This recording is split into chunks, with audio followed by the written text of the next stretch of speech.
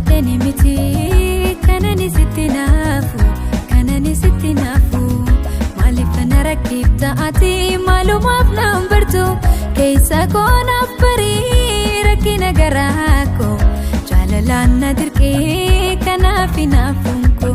keessa koonaaf barii rakkina garaa koo jaalalaan na dirqee kanaaf hinaafuun koo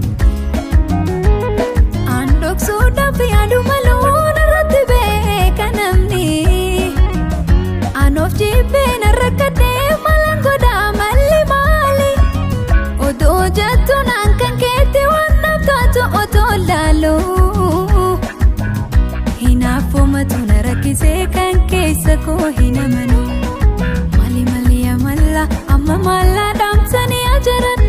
Rakkadhee nan dadhabeen dhiisu yaalu siyaada kana Amma bahee galuutiin ni nan jeeqamaa natti hin tolu Anoof bira sadamnaan nayyaanni konaan qajeelu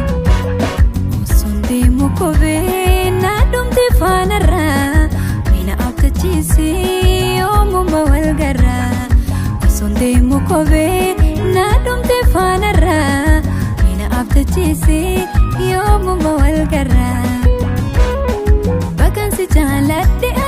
ittiin bonaa yoonte tahe Bakansi jaaladhe ani ittiin bonaa yoonte tahe Gooticha ilmaan Oromoo ibidda koosiinna tahe